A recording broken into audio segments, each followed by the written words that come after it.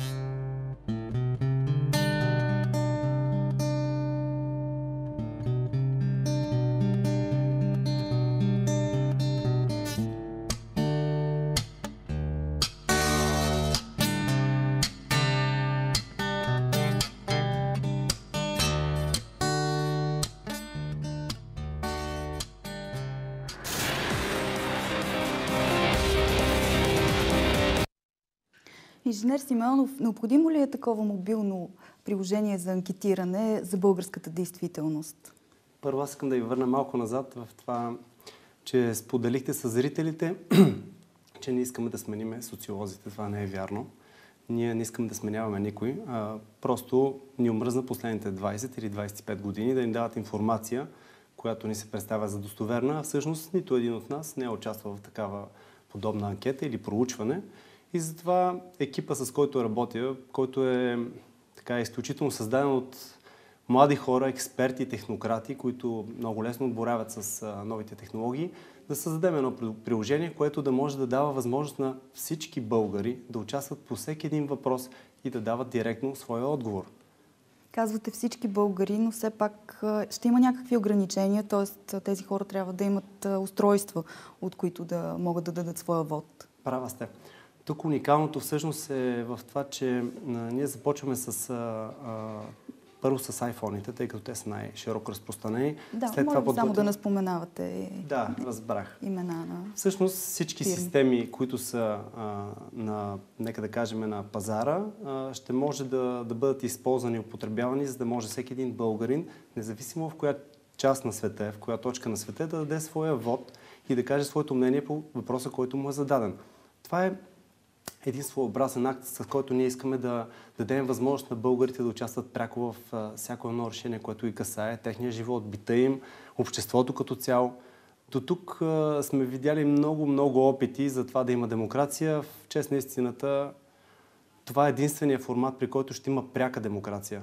Тоест, всеки един въпрос няма да се решава от партийни управленски структури, от общински или някакви организационни, а ще се решава от всеки един българин, който ще каже да или не по дадения въпрос. Звучи чудесно като идея, но все пак какво да правят хората, които не могат да си позволят скъп и модерен телефон? Примерно имат телефон от преди 10 години, който няма никакви опции, нито за достъп до интернет. Вижте, не са ли дискриминирани тези хора? Не, в никакъв случай искам да ви кажа, че ние и за тези телефони ще направим приложение и те ще могат да гласуват. Така че няма притеснение по това да бъдат ощетени хората, които нямат възможност да си позволят скъп телефон, който да разполага с всички съвременни техники. Но това е в един етап, който може би до месец и половина-два ще разработим и ще може да имаме покритие върху абсолютно всички мобилни телефони. Но може би вие искате да ме попитате и за тези хора, които нямат мобилни телефони. Вижте, и в този случай пълно щастие няма. Въпросът е ние да може да се докоснем до хората, които са, нека да кажа, активни и нямат толкова време да по друг формат да си дават мнението. Така че за нас по-важното е тук по-широка част от обществото да даде своя отговор, а не да се правят представителни извадки от 2, 3, 5, 10 или 1000 човека. И ние не знаем от колко точно. Как се роди по-конкретно идеята за подобно мобилно приложение?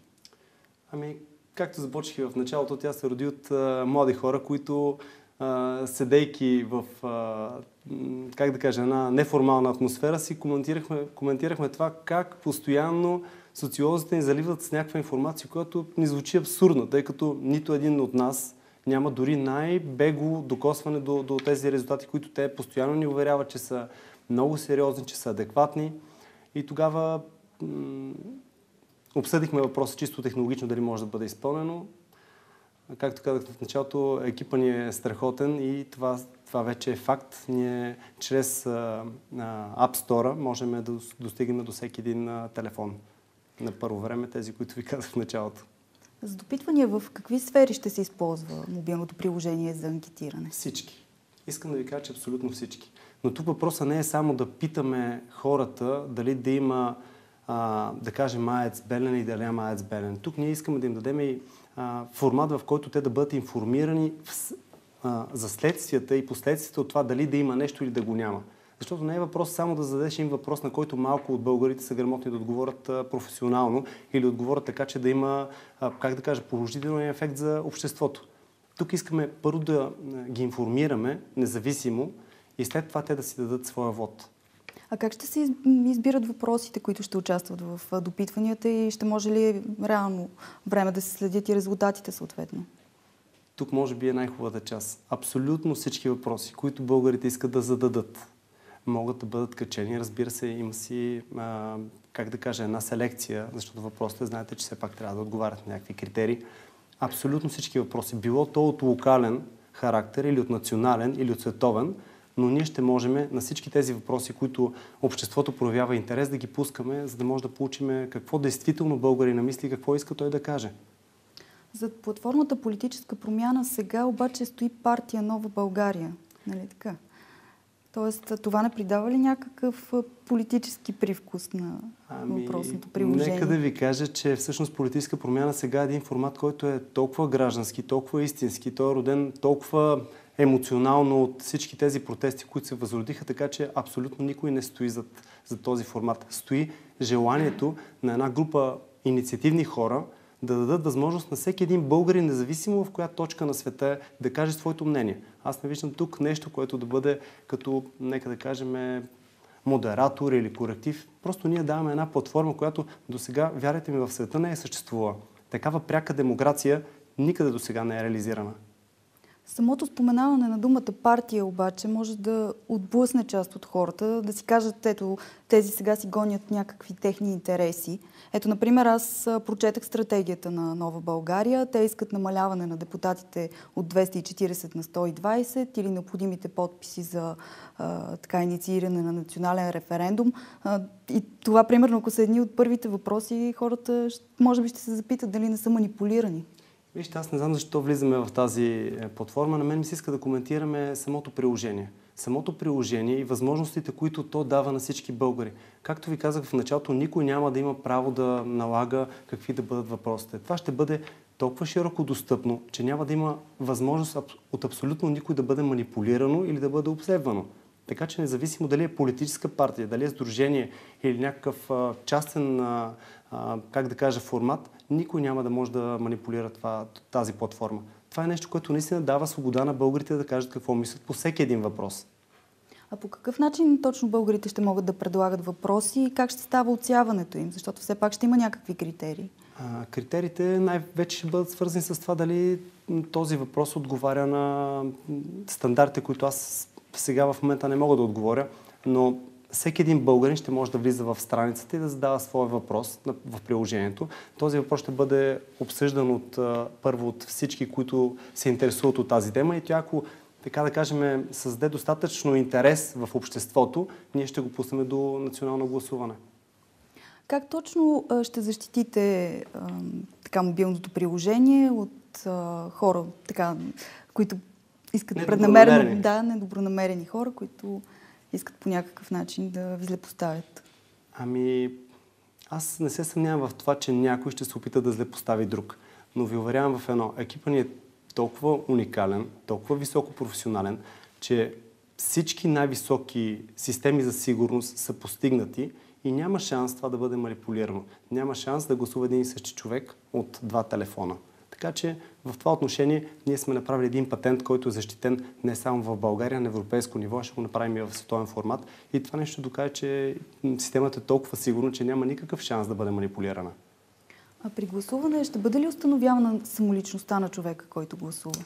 Има опция за това, този, който гласува, да заяви своето желание да остане анонимен, защото аз, да ви кажа честно, се виждам в голяма част от хората безпокойство от това понякога да застанат с имената си.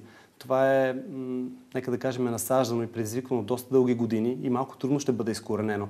Но в момента, в който българин осъзнае, че не е сам, че може спокойно да си каже мнението, че може спокойно да заяви позицията си, тогава вярвайте ми, че ще започне да излизат с имената си.